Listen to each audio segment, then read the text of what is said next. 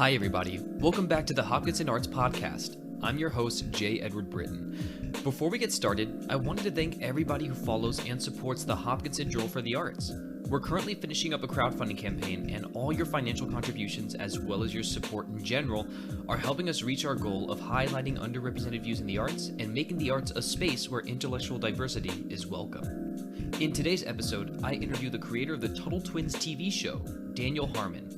After I introduce Daniel, we talk about his early career, what got him into the Tuttle Twins TV show, his personal values, and what he thinks Hollywood can do better to provide quality entertainment for the people that they're underrepresenting. If you like this episode, stick around till the end of the podcast to find out how you can help support the Hopkinson Journal for the Arts. Hey everybody, thanks for tuning in to the Hopkinson Arts Podcast. Today I'm joined with Daniel Harmon, the creator of the Tuttle Twins TV show. Thanks for joining us, Dan. Thanks for having me on, Jacob. Yeah, of course. So I wanted to start by asking you a few basic questions about creating this TV show and any sort of similar projects that got you on this sort of route that you're on, where you're creating a free market, anti-socialist kids show. So, tell us about what got you there, I think it honestly starts with Toy Story. I went to the theater as a teenager and watched Toy Story and was blown away by the storytelling and it being like computer animation. And I've kind of always been in love with animation to some degree. And then in college, I applied for the animation program. I went to BYU, which is very well known for its animation program. I applied, I did not get in. And I ended up going into advertising, which was just a better fit for me overall, quite honestly. And over the course of my advertising career, it really focused in on video, on advertising campaigns that used YouTube and Facebook and Instagram. What year was this? If you don't mind me asking. Sure. Yeah, I guess I just skipped right ahead. But so I graduated from college in 2007. Okay. And then I ended up joining a company called Orabrush, where I was an art director, again, coming from the advertising background, and we made a bunch of video content for YouTube. At Orabrush, we made the first video campaign on YouTube that you could predictably spend $1 in advertising and get more than $1 back in trackable sales. And that launched the brand Orabrush, which is a tongue cleaner for bad breath. That launched the brand into stores like Walmart and Walgreens and CVS and retailers all over the world, actually. And then we got approached by a company called Poo-Pourri, which makes a spray that you spray in your toilet. You know what? I've heard of these guys. I've heard of them. I have used Poo-Pourri. It is a great product. Yeah, it is a great product. Yeah, basically you squirt it in the toilet before you go to the bathroom. It puts a film on the water. And then when you do your business, it traps all the smell inside, and it's a really good product. They approached us, and we left Orabrush, and when I say we, I mean me and my brothers. We left Orabrush to do that campaign, and it blew up, went all over the place, and got us a lot of recognition, and was extremely successful. I mean, it sold out their product and was this big viral hit. Then a company called Squatty Potty approached us, and that's if you've ever seen the pooping unicorn with the ice cream. For those of you that haven't seen this, well, anyway, it's a sight to see. Google images, yes. Yeah. Anyway, that one also blew up and went viral all over the place, and then one thing after another, and I mean, so I've basically been involved in helping direct or creative direct hundreds of different videos for different campaigns. And so a lot of storytelling, a lot of creating the brand characters, and a lot of education, really our style of advertising that we've done. So I'm chief creative officer of an ad agency called Harmon Brothers. And we've really specialized in combining education with entertainment. And then that's kind of what I apply to Tuttle Twins. It's really funny because my career, I started out studying animation, went to advertising, got deeper and deeper into advertising. Now I'm coming back to animation with this. And the author of the books, Connor Boyack, has been a friend of mine for a long time. And so when he released his first book, the first Tuttle Twins book, I bought it immediately. I'd always wanted something like this to teach my kids. I looked for resources like this for teaching my kids and hadn't found anything satisfactory. And I was just really excited about it. My kids really enjoyed it. I really enjoyed it. It really helped clarify the concepts very well.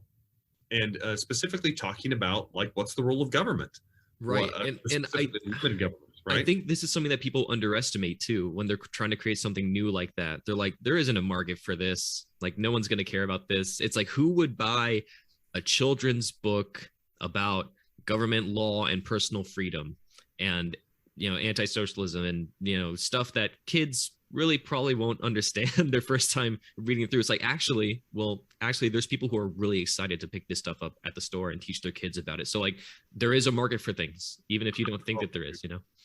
Yeah, especially for this, there's a huge market. Meaning, as soon as he released the first book, I bought it.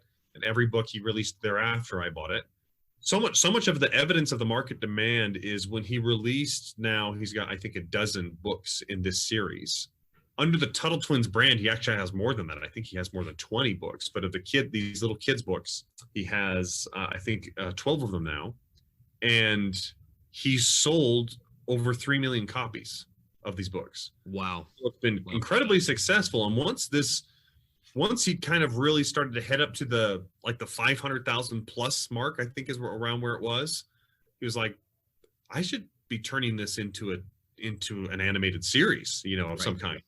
And he started exploring that and kind of let everybody know. And then my team and I approached him and said, actually, we want to turn it into an animated series for you. We feel like, you know, we've got a skill set that we've developed in being able to educate and entertain at the same time. Right. And where the books are probably about 90% education, 10% entertainment, we've kind of flipped it the reverse. It's really much more, although we always start each episode of like, when we're writing it, what do we have to teach? Because that's the primary goal.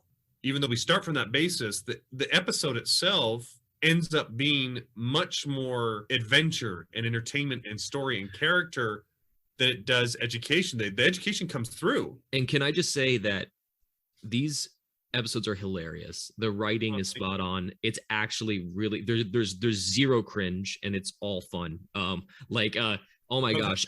That's a huge compliment, Jacob. Yeah. I mean, zero cringe and all fun. Like, I need that written in a customer review somewhere.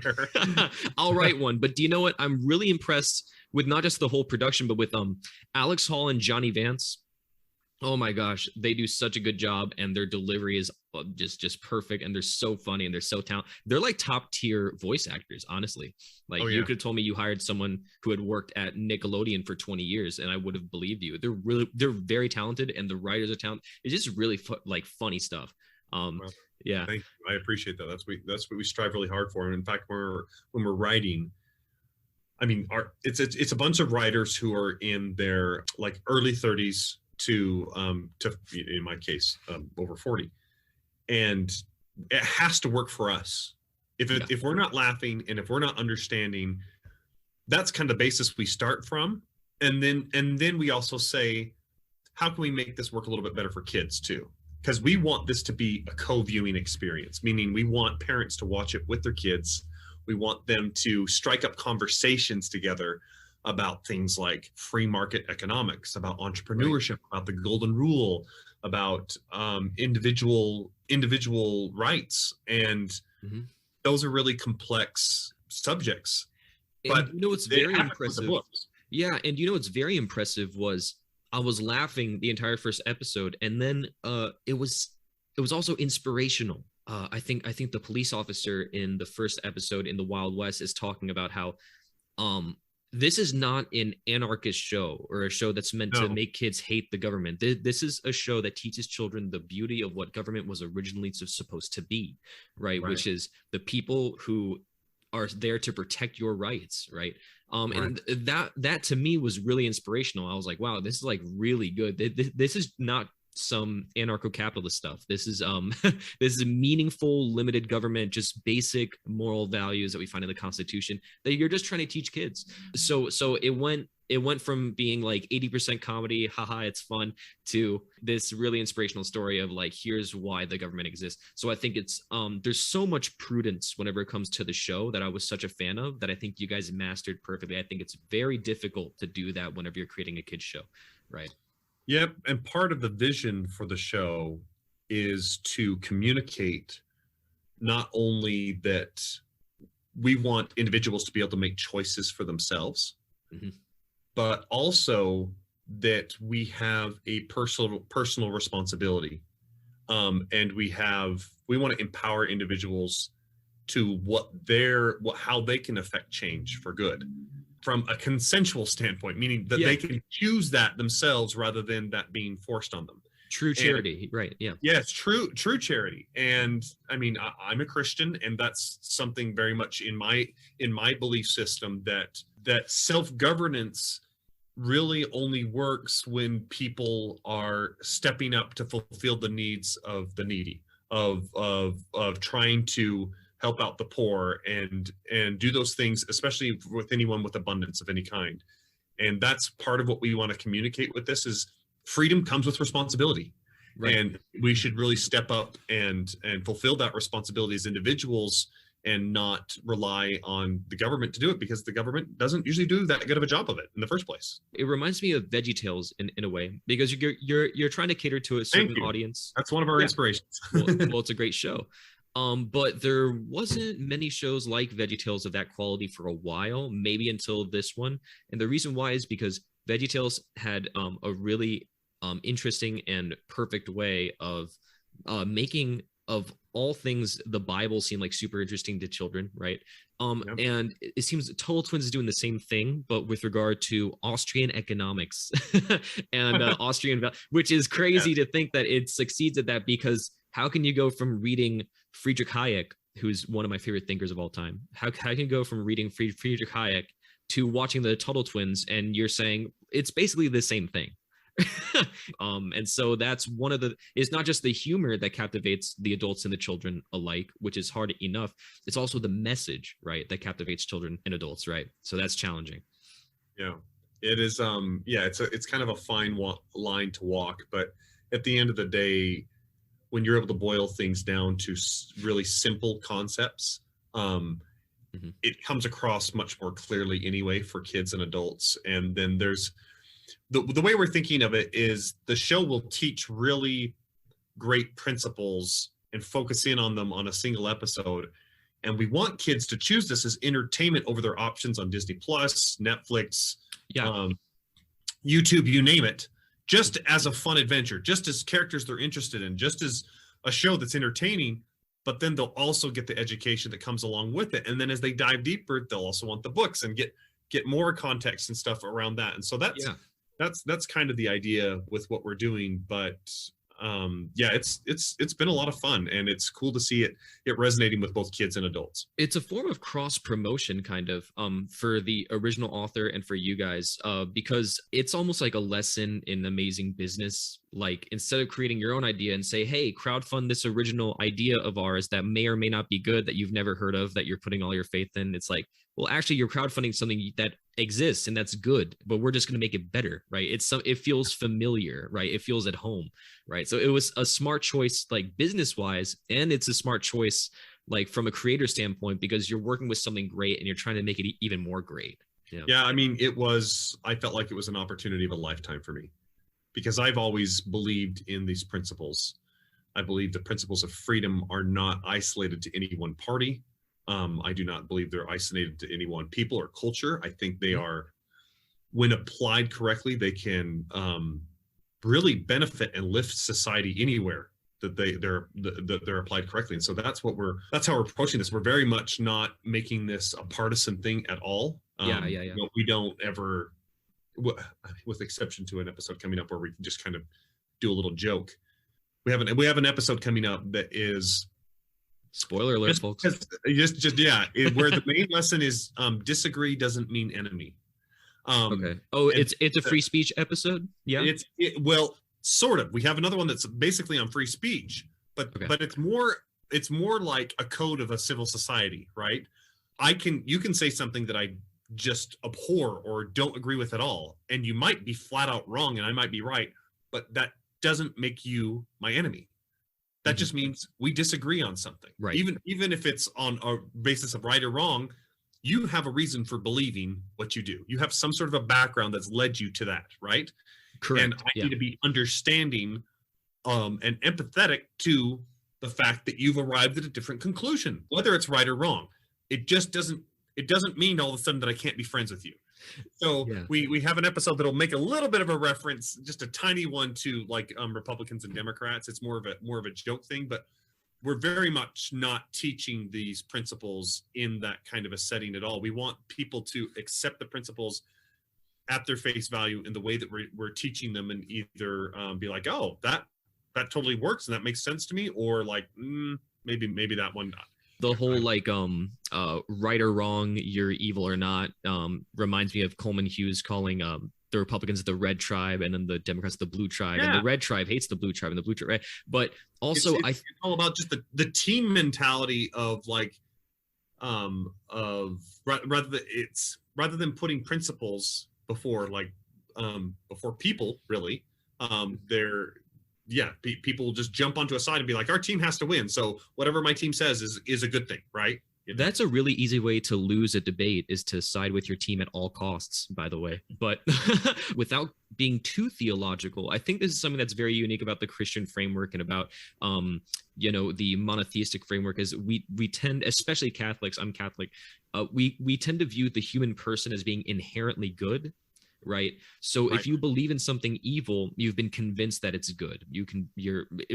Pretty much is always the default. Right. Yes. So that's how I approach discussions and debates with people. I'm like, this person really believes that they're protecting life or protecting people's well-being or protecting their own well-being. So I have to talk to them from that framework. Right. As opposed to if you just come to every conversation or, disagreement, like this person disagrees because they just want to be evil. The evil guy never views themselves as the evil guy. So that just doesn't make any sense. So I can't wait for that episode. When is that one supposed to drop? That will be next year. Yeah. Okay. It'll be next year. Yeah. It'll be, I think it comes March or April, somewhere in that time frame. Yeah. Right. It's exciting stuff, man. Now, I wanted to ask you, actually, since you talked so much about what's perfect about the show, and the show is like pretty, I won't say it's flawless because nothing is flawless, but it's pretty darn close. Definitely not flawless, but I appreciate you even approaching that kind of language with it. I mean, we've tried really hard to make a good show. We feel like it is a good show, but obviously it's going to have flaws. Right. Maybe I'm just a super fan, but but I want your thoughts on many of the flaws of the current Hollywood and film industry, because I feel like a large part of the audience, you said it's not a partisan show. That's correct. But we know that Hollywood has become partisan. So necessarily a large part of the audience is probably going to be the people who Hollywood is dropping, right? The people who believe in free markets, individualism, people who are more of a conservative and traditional and faith-based bent, right? Yep. So they're the most ignored right now, right? Yes. The people who are most ignored are the people who you get to pick up. Right. Yep. And so where do you think Hollywood has failed the most, and where do you think you guys are going to pick up on that? So our distributor is Angel Studios. So Angel's model is to take basically kind of a proof of concept, meaning something like a short film or in our case, an animatic, meaning it's a collection of storyboards and voices that we made into an episode, and go and crowdfund, kind of like Kickstarter or Indiegogo. But in this case, it's not for free t-shirts, it's for actual ownership in the show. Right. So in the case of Tuttle Twins, we had over 9,000 investors who, if we succeed financially, they'll also succeed, right? It's an investment for them. Mm-hmm. And where I think Hollywood's model is perhaps a little bit broken is the fact that Hollywood lives in a little bit of a bubble, right? They got their own culture. They've got a lot of people that kind of see the world in the same way together. And so I think they kind of forget a little bit sometimes how to speak to people that are outside that world. Yeah. And it is usually a collection of a handful of people at most, maybe even just 2 or 3 that are making a decision on which show gets produced, what show doesn't, what film gets produced and what doesn't. But at the end of the day, I think just out of the nature of kind of being in that space, they don't necessarily represent a giant swath of both the United States at large as well as the world. That they're just kind of detached from that, and so they make decisions, like you said, based on what they feel like is right or wrong, and sometimes that works out and it's great, and sometimes it's not. I mean, obviously, it's produced a lot of sequels and a lot of that kind of stuff. I mean, it's sort of the classic criticism of there's 48 other states aside from New York and California. Yes. Yeah. So you that's a lot of opinions that are unheard. That is a lot of opinions that are unheard, and Angel's model is to allow the crowd to be able to decide what gets made.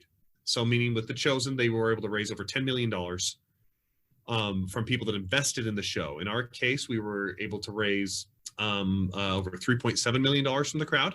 We became the #1 animated kids show of all, crowdfunded kids show of all time. Wow. I think we've since been passed by another show that's an Angel Studios production coming up, but that's all good. We helped them out with that too. Is that the Wingfeather Saga? That's the Wingfeather Saga. Yeah, it does look really cool. So, what's really neat about the Chosen, the way that they've done The Chosen, and the way that we're doing Tuttle Twins, is that we can't be canceled or we can't be shut down by some executive that is just going to come in and say, I don't want this anymore. A quarter of our investors that said something along the lines of, I don't even care if I make a dime on this. I just want it to exist, you know? I want this to exist for my kids, for my grandkids, and just for future generations. And that is a little bit of my mentality. I'm playing the long game, right? It's very much about winning the hearts and minds of kids and educating them on something that they won't be educated in schools. They won't be educated in culture, but they can be educated in the home with this. Right. And then therefore, hopefully it'll give them a better foundation to be able to think critically, to be able to evaluate different laws and things that they see going on in society based on principles of freedom, rather than just like, oh, that sounds good, that feels good, whatever. Like being able to say, wait a minute, what is this doing for people's rights? You know, the show instigates conversation between children and parents about values.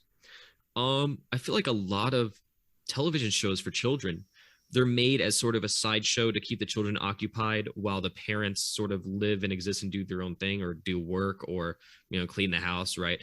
And what happens is whatever your child is being taught or not taught, like it could be just very dumb TV or it could be TV with a bad message, right?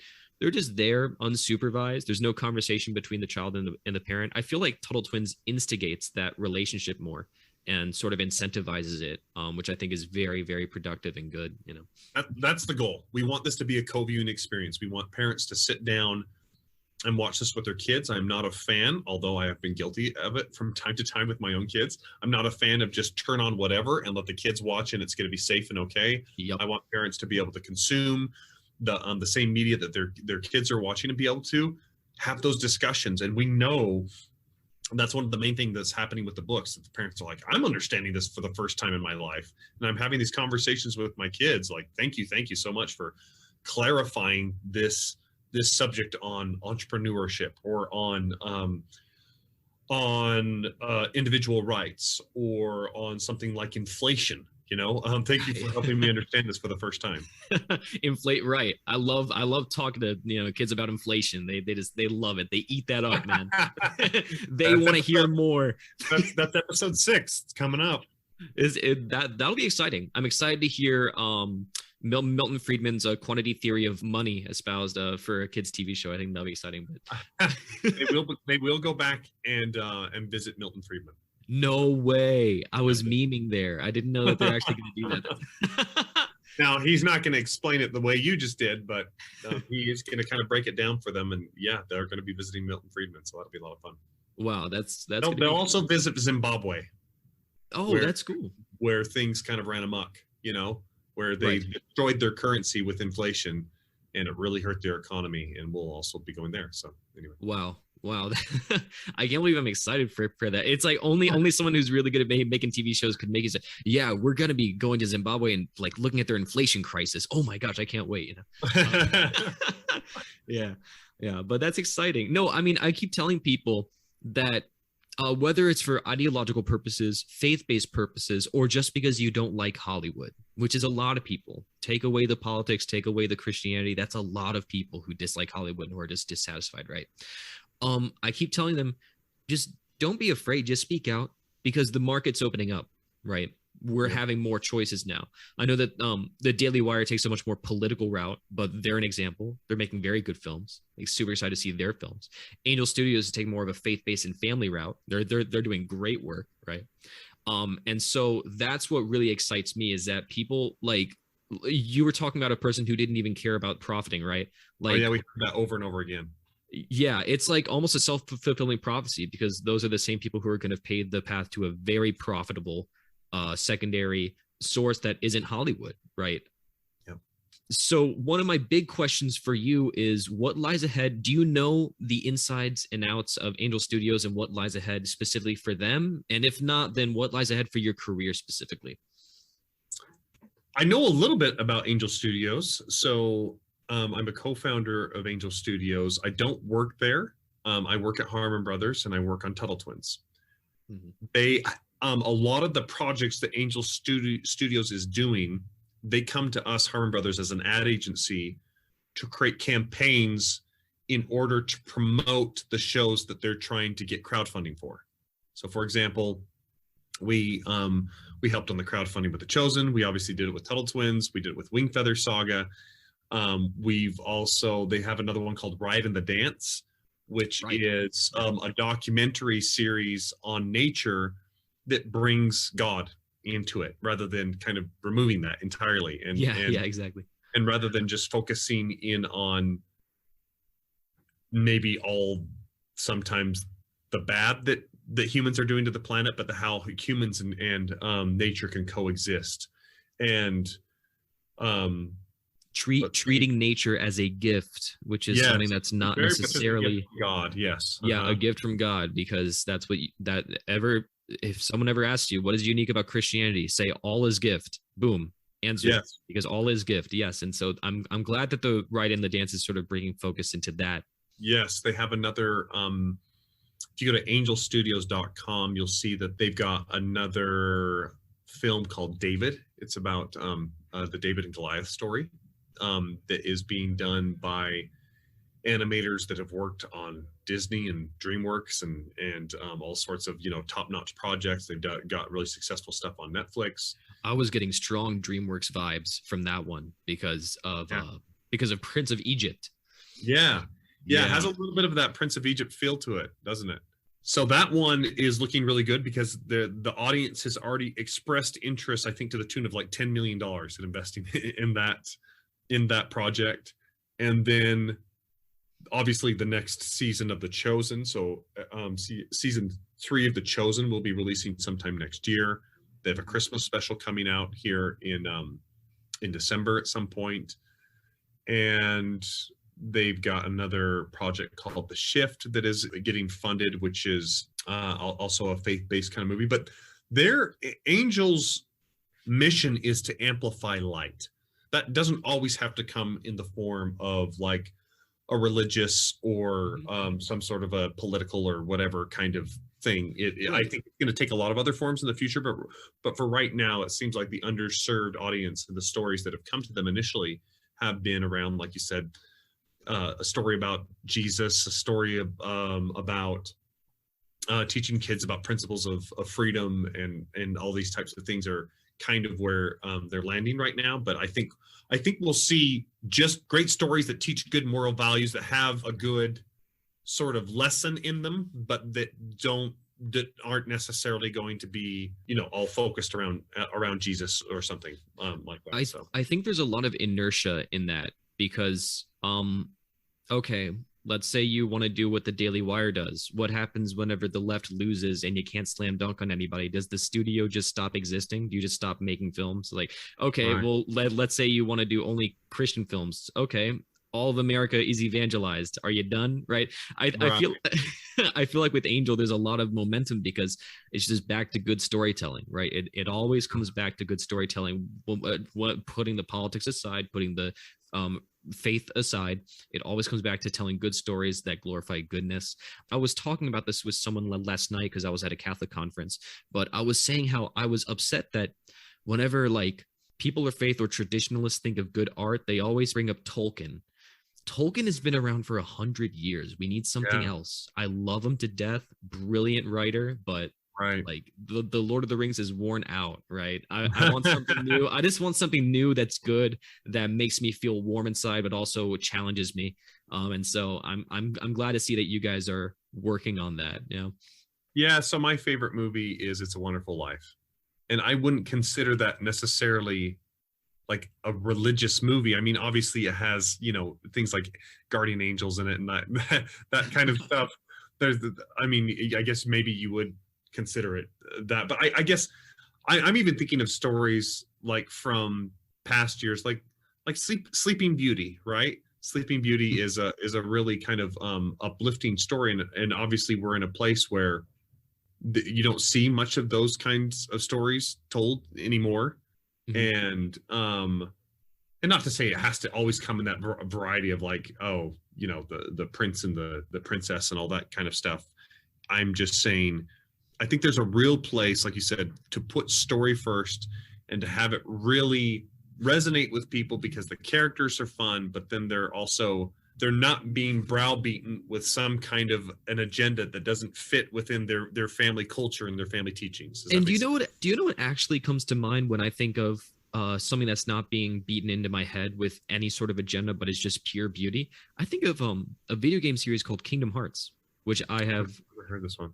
Oh, I'm not a gamer, but anyway. Sure. Oh my gosh, Kingdom Hearts is wonderful. You should. It was a giant collaboration between a Japanese company called Square Enix and with Disney, and Disney sold them the properties to some of the main Disney characters and the Disney worlds, and then they put like Japanese anime and Final Fantasy mixed in with it, and it's this. You didn't think it would work because that's like putting sugar and spice together, but it works. It works really well, So, and it's just really beautiful. Everything from the music to the character designs to the worlds is really beautiful. So I recommend checking it out. Kingdom Hearts, yeah. But yeah, that's an example of something that's very recent that comes to mind that has no agenda whatsoever. It's just about good versus evil, and good conquering, and just great stories, man. So yeah. On that note, I wanted to ask you, what kind of advice do you have for people who were maybe where you were at a decade ago and want to create something big? Like they just want to do something. They want to be where you're at right now or where you're headed, and they want to make something big. What's your advice?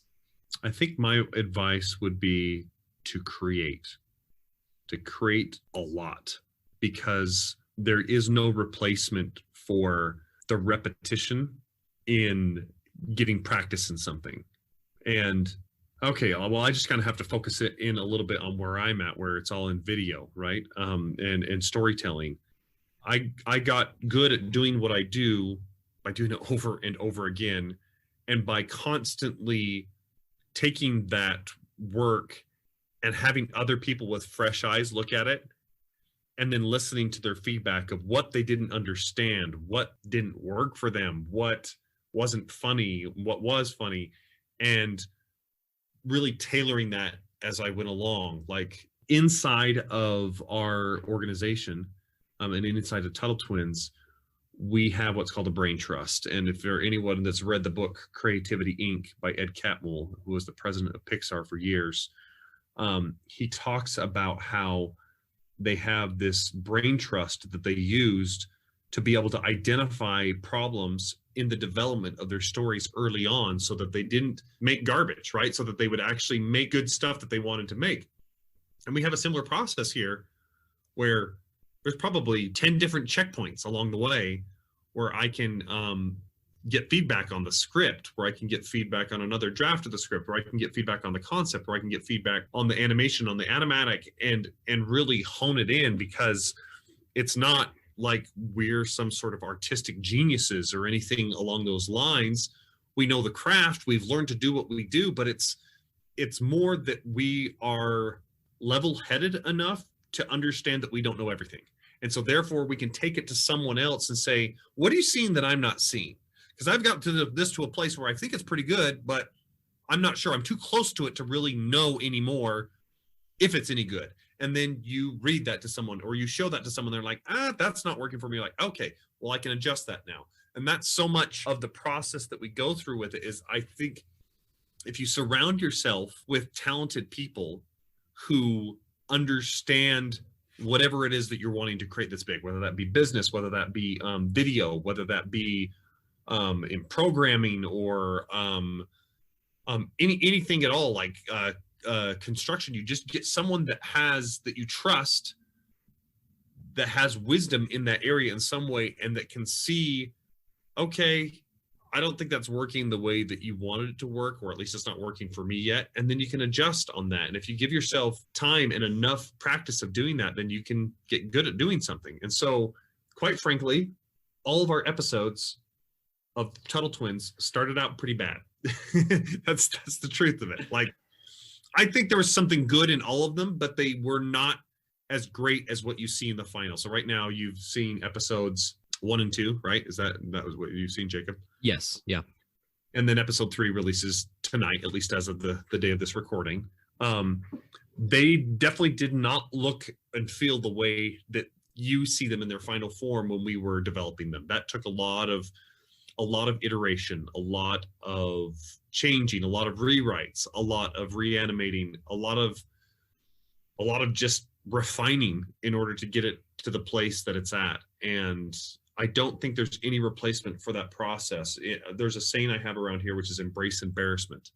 The faster that you can just create something, not perfectionism is the enemy of completion, right? So if you just get something made and then show it to someone who has fresh eyes and they get feedback, then you can adjust it for the better. Of course. Thank you so much. Thanks, Jacob. If you enjoyed today's episode, be sure to follow us on Twitter and Facebook and subscribe to our YouTube channel. If you support our mission at Hopkinson Arts, please consider making a donation to our crowdfunding campaign via Indiegogo. The link can be found on our website, www.hopkinsonarts.com.